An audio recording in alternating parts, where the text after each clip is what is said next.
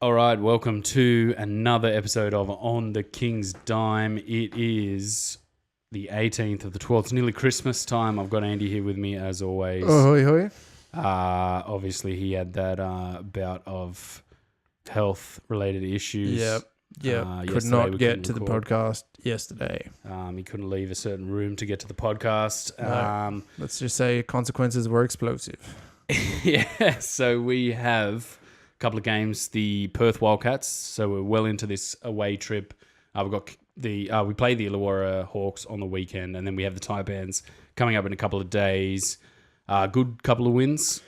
I have to say probably the Perth game was one of the best NBL games I have ever witnessed. Yes. Obviously being biased, I think if Sydney even had lost that game, to come back from the deficit to even close that gap against a team that is really very good and was full strength, was amazing. Great game of basketball. Both teams played lights out, and it was just great.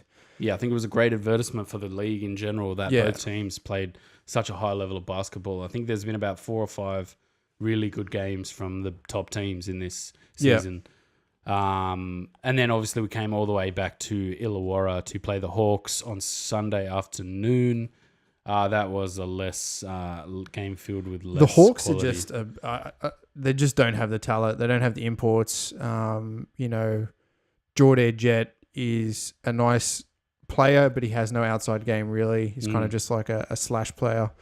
Uses his body to box out and slash on the offense. So they really have no outside firepower, and they didn't really match up well against Bogut, and they just didn't have anything in the tank to do that. I think against other teams where they're not outmatched in the five, and our guards pretty much blew them lights out as well. It was always going to be an easy Sydney win for my mind. Yeah. Sydney were only going to have themselves to blame for losing that game, but they could have been for the amount of travel they had. I mean, it was very warranted. So we'll go through the entire game after we go through the Perth game. But as a reminder, if you are on YouTube right now, hit that subscribe button down the bottom. Hit the bell, I believe, to get notifications when this podcast comes out. If you want to queue us up on your favorite RSS feeder, you can do that on iTunes and on Podcast Addict. As always, we ask you to please leave a rating and review. If you're doing that, that'll be great. Getting us out there is important. And if you're into the NBA, you can listen to our podcast, Aussies Taking over the NBA. That's on SoundCloud, on YouTube, and on iTunes and Podcast Addict. And as always, like, share, and subscribe for more content. And Christmas is coming, so we'll be able to do a little bit more over the break. We shall. Well, we're getting a halfway point between both the NBL and the NBA. Yeah. So we'll be doing some player profiles and things like that, which will be good for everyone. Yep. But let's get stuck into the Perth game, the best NBL game of the season so far. He's called it. It's up I've there. called it. It was up there. Like, it was just Perth played lights out. Bryce Cotton was phenomenal. Tariq White was superb in the first half. Kind of tapered off to the end in the last quarter. But the fact that Sydney came back down 15. It was kind of a reverse. Like, we're used to letting leads slip. And it wasn't like they went on these crazy runs. They just kind of crept back into it, and all of a sudden, hold on, we've got to draw up a play to win the game. Like, that was... That was good to see too, and we executed that quite well. Did you see any of the pre-game, the sort of build-up between Bogut and Brandt and... Yeah, look, I mean, I have to give it to the whole calling him out a bit. Look, Angus Brandt is a good player. He's a good big man. And you know what? He dominated Bogut this game. Yeah. We really won this game without Bogut. Yeah. Which is even more phenomenal as a point of context. Given the New Zealand game, I mean, we relied all on Bogut mainly in that game. I thought the rest of the team didn't really play that well in that game, and Bogut kind of dragged us through to a win. In this, like, with the pre-game and all of that stuff, I had the feeling pre-game before the game. Obviously, I watched it on delay. Like, I didn't stay up for that game. Like, it was on way too late for me. like when Bogut gets called out and somebody really gets into like the mind games with him, I get the feeling that he's someone who tries a bit too hard and things don't go his way. He's very active on social media. And yeah, that's his shtick. But like when he does his talking on the court, I feel like he does his best work when he's left alone to his own devices to just play. And he gets into a rhythm and he starts playing really well. Well, like I feel like when he's got a point to prove or he needs to do something, that's when like he gets out of his own element. And they were booing him pretty early. They went to him for a few post-ups really early on in the game, and he scotched both of those. Yeah. I have to say, they had 13,500 people at that stadium. What a crowd. It was a sellout. It was a good crowd. What a crowd. The RAC Arena, yeah, we broke their hearts. That was good to see so many people get their hearts broken.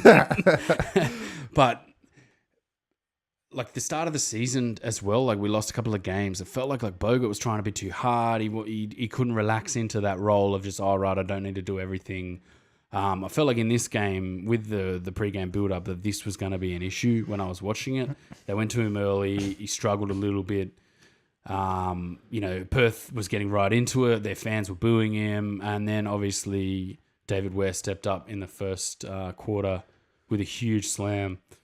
Started our night. Mate, one-handed slam. We've got a bit of a conspiracy theory going on here. Yeah. It's Travis Ware's flown over from the South Bay Lakers, and David Ware's actually tied up in Andrew Gazer's basement.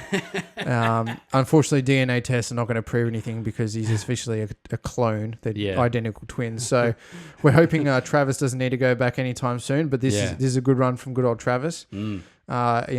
Travis / David Ware has been playing. No, that's harsh. Yeah, it's harsh. Look, man, David Ware has stepped up. 7 from 9 on the night. He hit some big shots, crashed the glass really well.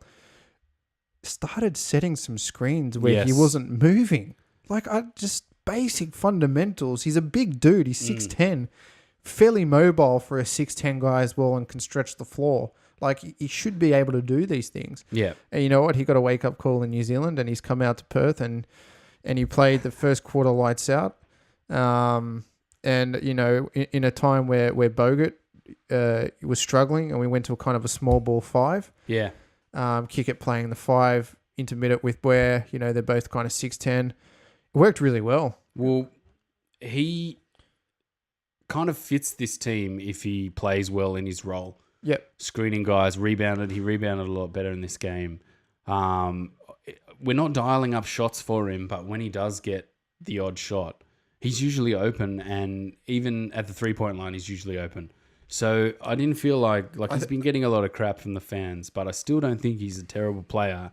It's just as soon as he started knocking down shots, things got rolling. It's like, this guy's actually quite useful. I think teams haven't respected him at all, and why would you? Like for the first, it's fair enough. For the first 10 games, you haven't really done anything, and so he was able to get open a lot in this game, and knock down 4 or 5 from the 3 line, which is lights out shooting. Still at a -2 on the night.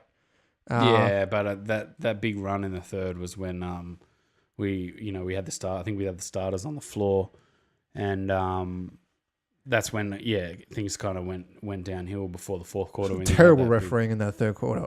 It was just garbage. Like Bogut, just the whole game. Bogut got called for 3 fouls that were just horrendous. That one on Cotton from the 3-point line, he didn't even touch him.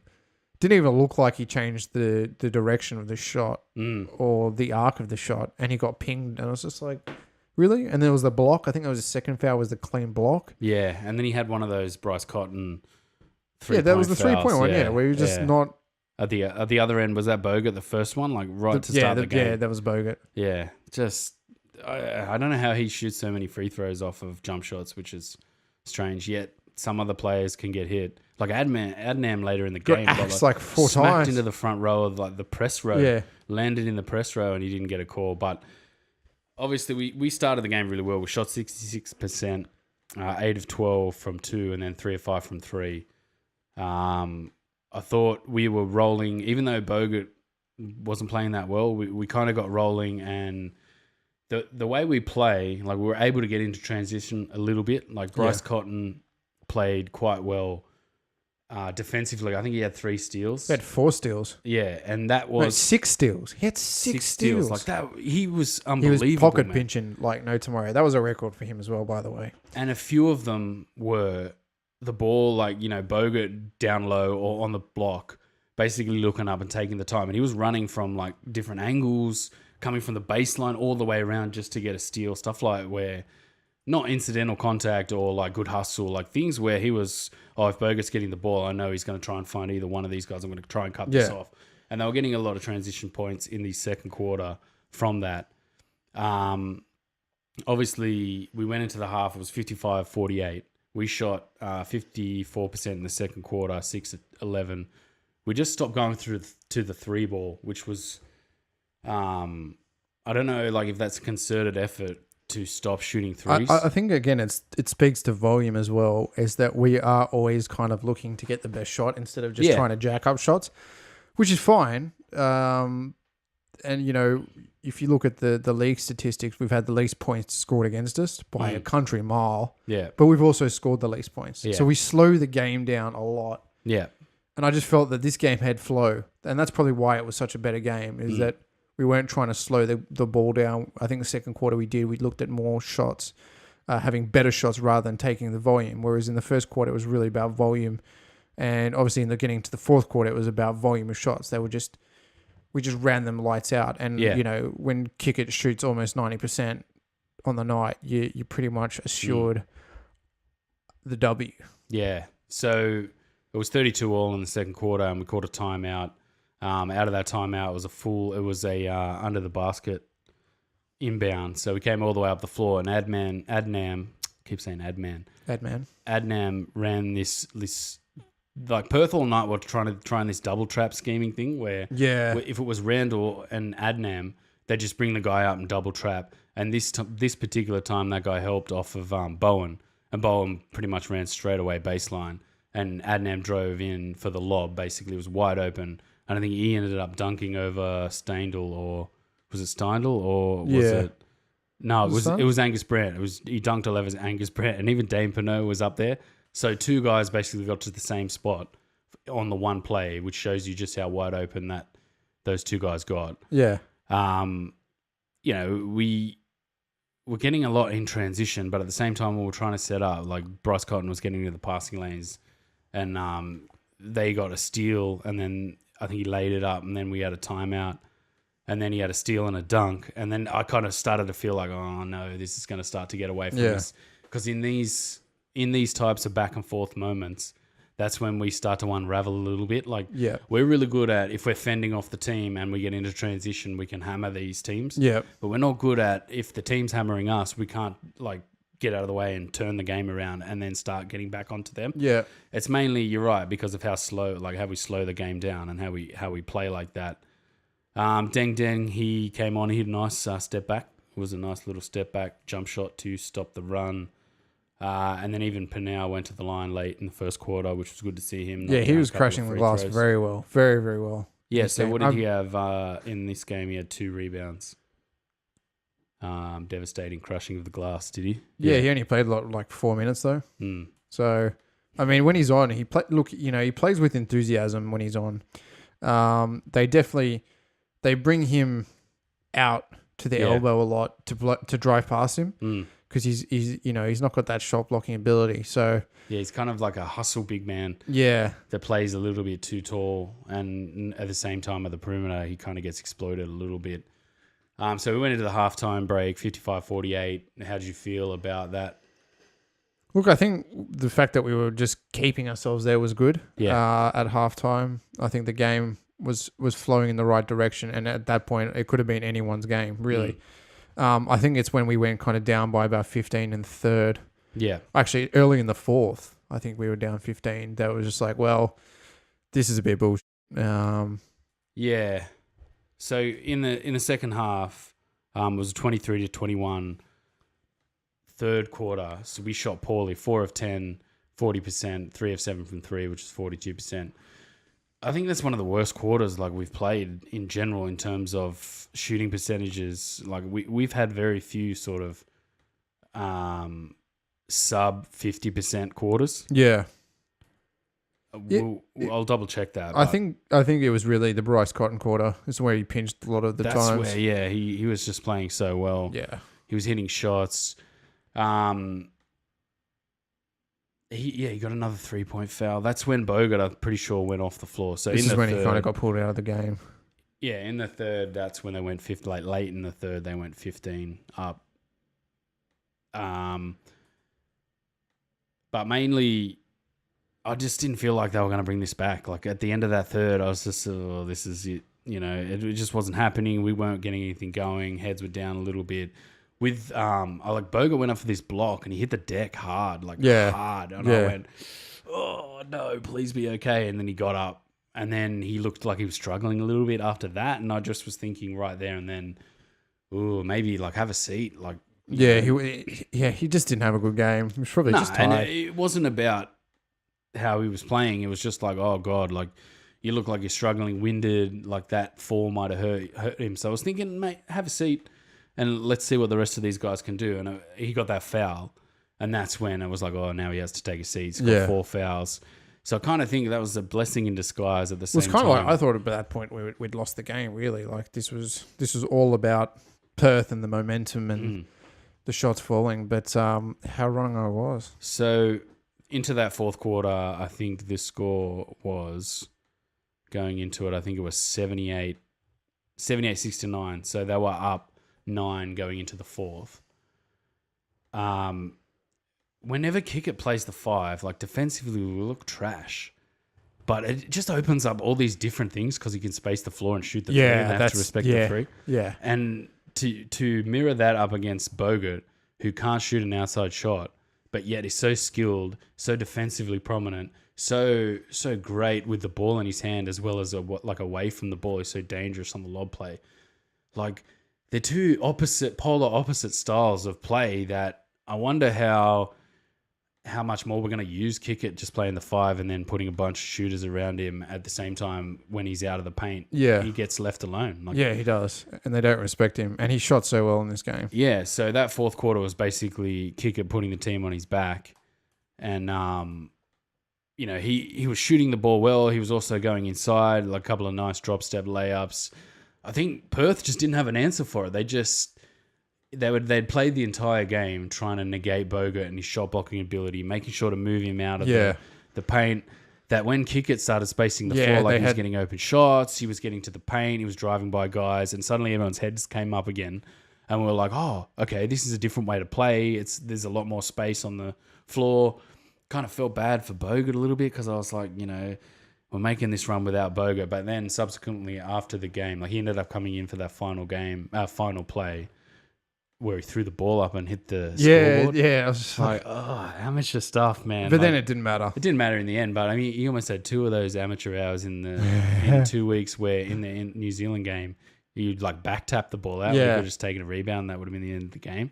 And he back tapped it out and it ended up being that inbound that gave him that last shot. Yeah, 1.8 seconds. Yeah. So lucky that fell our way, but it was all about David Ware down the stretch. So Kickett just played superbly, man. I can't give him enough credit for that. Put the team on his back. Defensively, look, he's not great. Really not great. He essentially is a stretch 4 that is old and is just an old shooter. He comes off the bench. He's like, all right, I'm going to be able to back down. He's crafty. He's a crafty dude. He plays like Euroball. Yeah, and smooth too. His array of moves around the basket are really good, and not just power moves. There's he's got a one step. He's got a fake. He's got an up fake and a little step for a layup. He's got a lot of tools in his locker to get the ball in at the rim, which is why sometimes I like back down post kick it. Yeah. At the same time, I'm like, oh no, we need to get him in the post in motion, not having to back down for 3 or 4 seconds before. Yeah. But usually he's got that one step, the fake, the left, right, maybe go baseline. But he played, superbly. He instigated this comeback. And Randall, I think it was Randall got to the line. I think 3 of us got to the line in that third quarter right near the end. I think it was Lish. Yeah. And then Randall hit those 2 free throws to tie it up. And then we had that final shot which obviously was drawn up by Gaze. Yeah, and they went to a guy who wasn't in form, but was playing well on the night, which is good to see. They didn't go to a guy that was not playing well on the night. They went to the hot man. Yeah, no matter what there was before. So it's a really smart move by Gaze. I don't know if that was really drawn up for him. Like, no, it was. He said that? Yeah. Okay, fair enough. Post game, he's like, we drew that up for David. Because Newley came across. He did. Right? He was screening for Newley. Like, Newley was the decoy man because they knew that no one was going to sit on David Ware, knowing that probably from all the scouting, the dude hasn't shot at all this season. Yeah.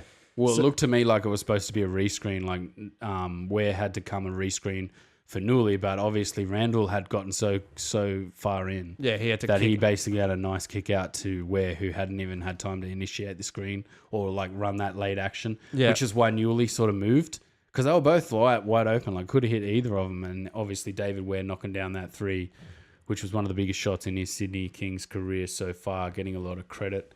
I thought the call was a bit, like, don't say that this guy was basically going to get kicked out of the team just as he's made a big shot. Yeah. I thought that was a bit poor. Like, he was going to get sacked a couple of weeks ago. Now he's hitting a big shot. Yeah, that's he was getting called for sack by the fans, but I don't think Gaze was ever going to sack him. I don't think there's anyone. Because I think he fits this team. He fits if he plays the role he plays. Yeah, like, he doesn't even have to score that many points. If you rebound well because you're 6'10", you box out and you screen well, you don't have to score. You got Lish and Randall, you got Bogan who can drive in, and you got Kickett. Or you play like a small three with Bowen. Like, you don't need to score 20 points a game. You just need to do the fundamentals. Yeah. Rebound, offensively, screen well. And Newley didn't play. Yeah, Newley didn't play. Like, he's kind of a mirror to Newley, only Newley's really good at getting to the basket.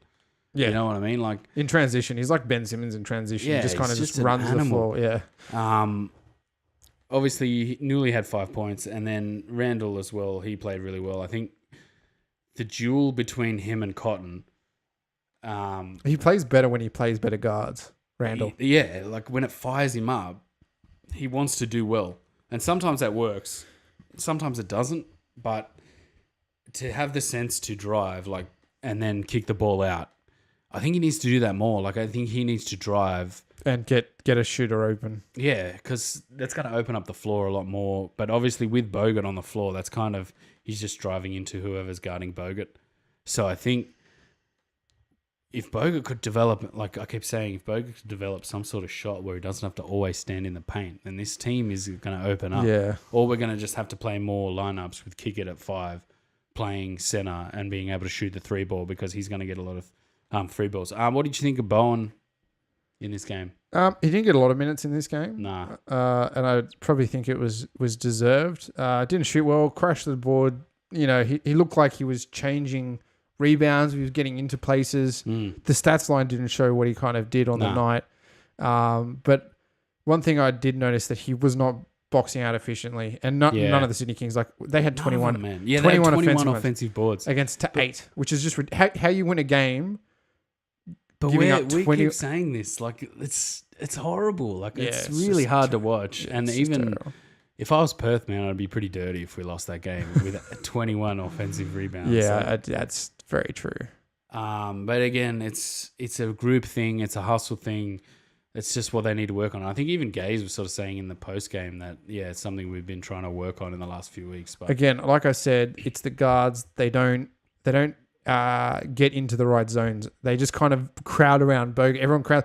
Bogut, no one should be within 3 feet of Bogut, really. Unless there's somebody crashing the boards and they're boxing. Yeah, they're boxing out. They've got to box out. But, no one should be within 3 feet of Bogut. Everyone should be boxing someone out or,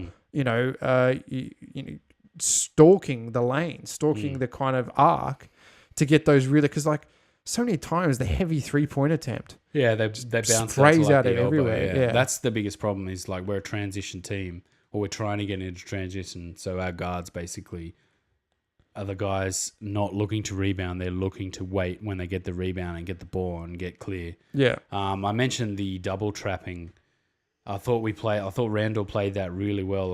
Some smart passes out of double teams, which got us really going early in the fourth rather. And Adnam as well. Like, I think teams want to go, like, they're licking their lips wanting to go to the double trap on Randall. Yeah. Thinking it's going to shut him down, but he's a much better player than that. Yeah, he's too smart and too crafty. And his ball handling is way too good. Like, he just gets out of it. And he split the double a couple of times too. Like went straight through. Straight through like double. little dribble that seems like it's down on midget level. Yeah, and I think like we didn't double, like we didn't hard double Cotton all that much. We just sort of went, all right, you go to work, run your down screen and take your shots. And Tariq White, is it? Yes, Tariq White.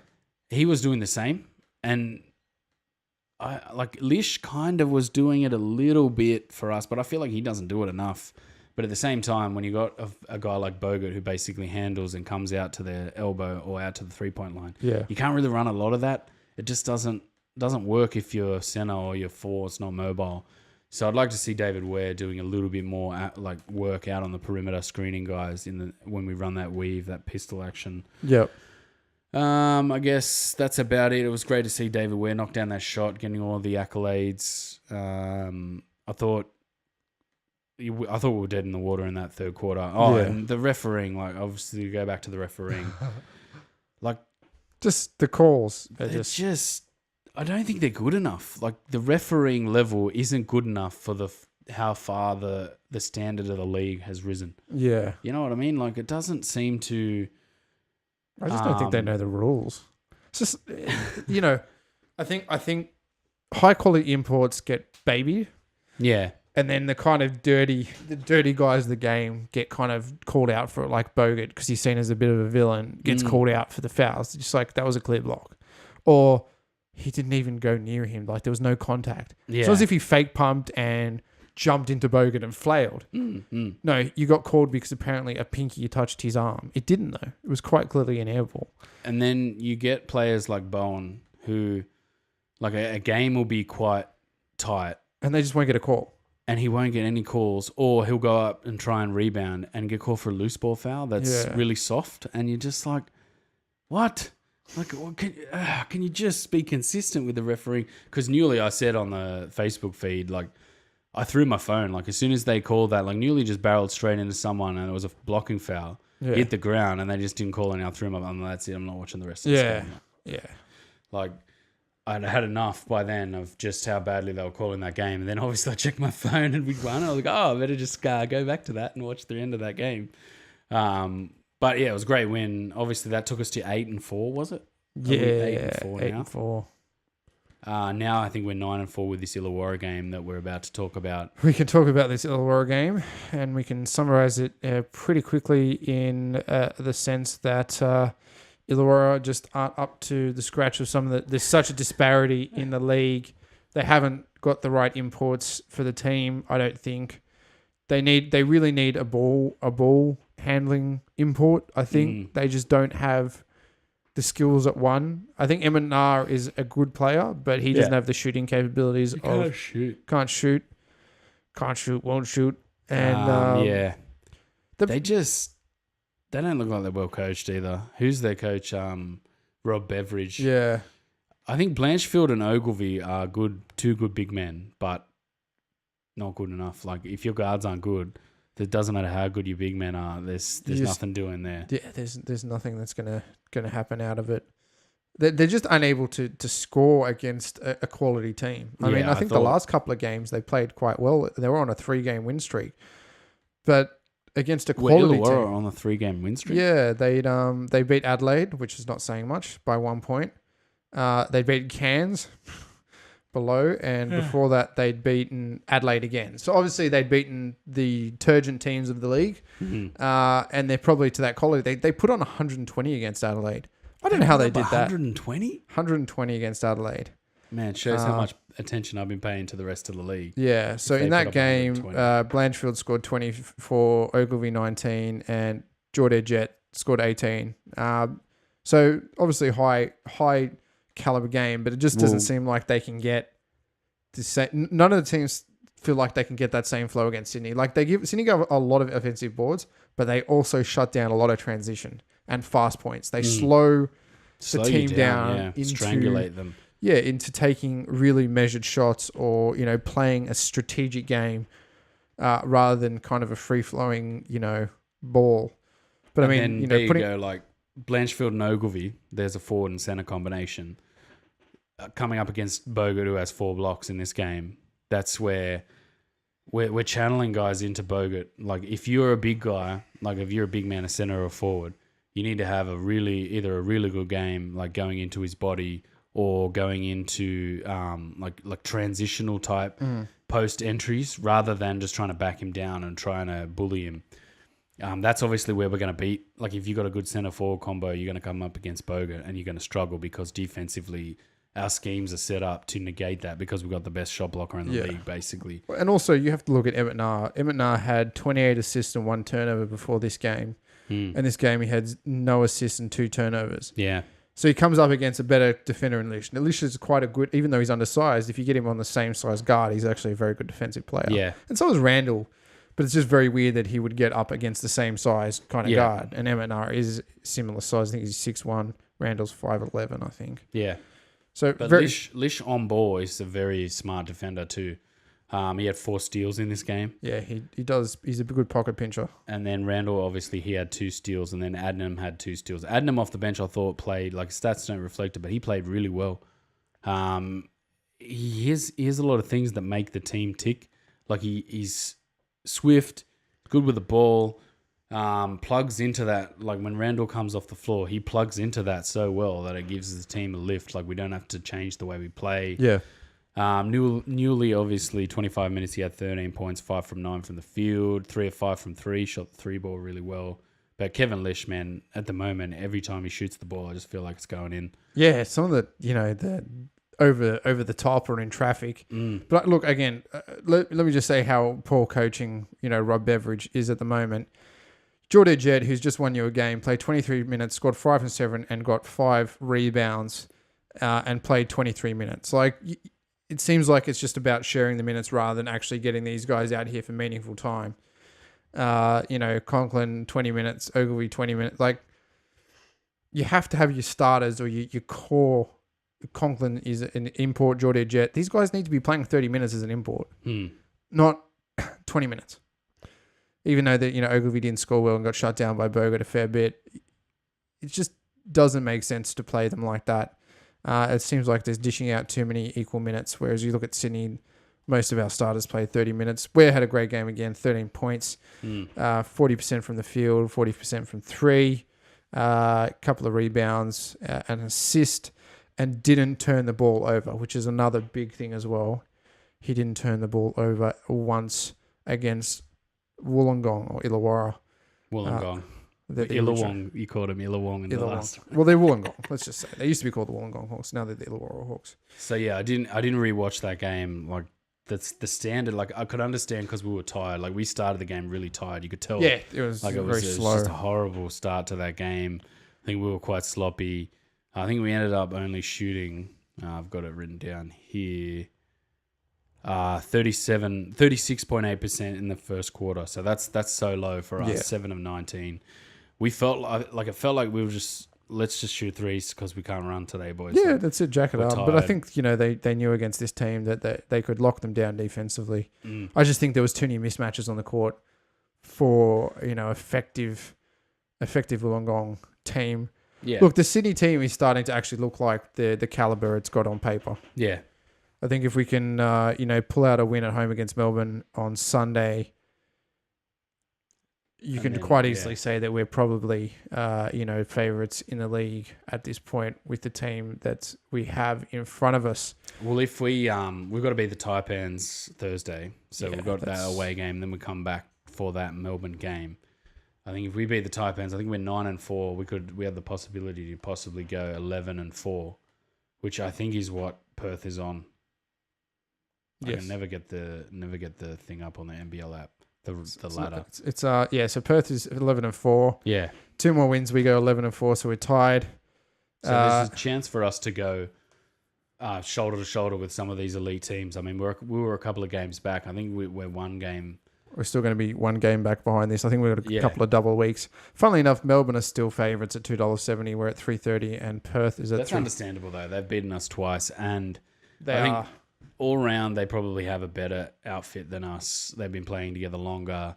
The Ware on Casper Ware on Randall is a good matchup. Goulding has been playing a little bit. He was awful in the last game. Well, again, against Sydney, they don't seem to score high points. It just seems to be a chunk affair. Yeah. Just brick city. But going through some of the stats, obviously we shot some of the worst numbers. 31% in the second quarter. Illawarra were 25% though, so they were worse. And then it felt like in that third quarter we went, boys, just blast this game open, give it a big one, and we'll hopefully have a nice lead and we'll finish off this game nicely. We shot 64.7% in the third, 11 of 17, and then 7 of 10 from 2, 4 of 7 from 3. We were shooting a lot more of the 3 ball. Then we got a little bit of a garbage time. Which we saw some deng and deng, which is Kuth came out. Tom Wilson got 52 seconds. It's good to see him. Good to see Tommy getting 52 hard-earned seconds there. Yeah, good stuff. I was actually, somebody mentioned it today on the Facebook, and I was thinking, we haven't had a lot of big injuries, touch wood. Yeah, this is why you don't see Wilson. I mean, when you've got Adnan playing so well with Randall and Leash, it's very hard to bring that fourth guard in for minutes. Obviously, Adnan getting the nod over Wilson. But, you have these guys in your team because you do think that maybe one or more Lish's running with injuries hasn't been good. 15-man roster. Is it 1, 2, 3, 4, 5, 6, 7, 12. So there's not enough time, man. There really isn't enough time. No, even like if we played NBA rules, it might be enough time. That's why we see more garbage time. But yeah, in FIBA rules, there's just not enough time to give these guys, credible minutes. When you're still struggling to get Bowen minutes and you're struggling to get Kickett, Yeah. And Bowen was a little bit up and down in this game again. Yeah. Crashed the offensive boards well this game. They had 2. We definitely did better on that end this game, I think. Yeah. They and then had obviously getting to the line, 10. That was the other thing I wanted to mention. We didn't get any free throws until the last. First free throw with 1 minute 50 left in the game. Like, it was just. It seems like there's a reffing cartel against Sydney. There's something going on. The stats, because we're not a team that doesn't get to the basket. No, Randall drives all the time. Lish drives all the time. These 32 points in the paint, yet only shot 6 free throws. So it doesn't make sense to me. No, it doesn't. And you know what? It's Wollongong was chopping and changing, yet we get called for fouls left, right, and center. Yeah, and we're defensively we're one of the better teams, like better shot block, like the best shot blocker in the league. Steals wise, we're up there in steals. Just it was weird, man. Yeah.